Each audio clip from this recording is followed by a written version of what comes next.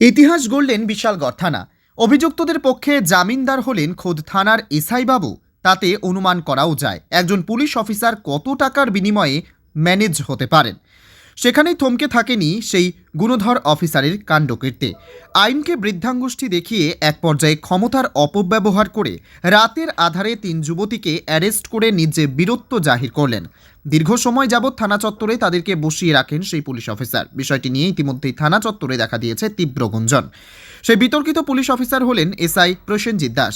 জানা যায়, রোজ মঙ্গলবার সন্ধ্যা নাগাদ এসআই প্রসেনজিৎ বাবু সাথে এক এএসআইকে নিয়ে নৈশ টহলে বের হন। তৎসময় বিশালগড় বাইপাস সংলগ্ন স্থানে 4 জন যুবক যুবতী অকণ্ঠ মদ্যপান করে উদ্যম নৃত্যে মেতে উঠেছিল। তাদেরকে দেখে পুলিশ বাবুরা এগিয়ে যায় এবং তাদের সাথে কথা বলার চেষ্টা করে। তৎসময়ে প্রসেনজিৎ বাবু এক পর্যায়ে ক্ষমতার অপব্যবহার দেখিয়ে রাতের আধারে যুবকসহ 3 যুবতীকেও গ্রেপ্তার করে থানায় নিয়ে আসে এবং দীর্ঘ সময় ধরে তাদেরকে থানায় বসিয়ে রাখা হয়, যা আইন সাপেক্ষ বেআইনি বলা যায়। উল্লেখ করা যায়, যদি 3 যুবতী কোনো অপরাধে জড়িত থাকে তাহলে সেখানে মহিলা পুলিশের প্রয়োজন ছিল। একজন মহিলা পুলিশ অফিসারের উপস্থিতিতে তাদেরকে গ্রেপ্তার করার কথা। এছাড়া রাতের আধারে 3 যুবতীকে গ্রেপ্তার করার মতো বিধান কতটুকু রয়েছে সেই আইনটুকু সম্পর্কে বোধহয় অবগত আছেন এসআই সাহেব।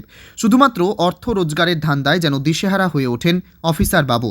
তবে পরবর্তী সময়ে 3 যুবতীকে ছেড়ে দেওয়া হয়। এদিকে যাদের মদের নেশা আসক্ত যুবককে থানায় আটক করে রাখে, তাকে ছাড়িয়ে নিতে একাধিক মাধ্যম হতে প্রসেনজিৎ বাবুর সাথে যোগাযোগ করা হয়। শুরু হয় দর কষাকষি। জানা গেছে, একসময় মোটা অঙ্কের টাকার বিনিময়ে আটককৃত যুবককে থানা থেকে ছেড়ে দেওয়া হয়। সেখানে মূলত থানার বড়বাবু এবং প্রসেনজিৎ দাসের সরাসরি হস্তক্ষেপ ছিল বলেও সূত্রের খবর।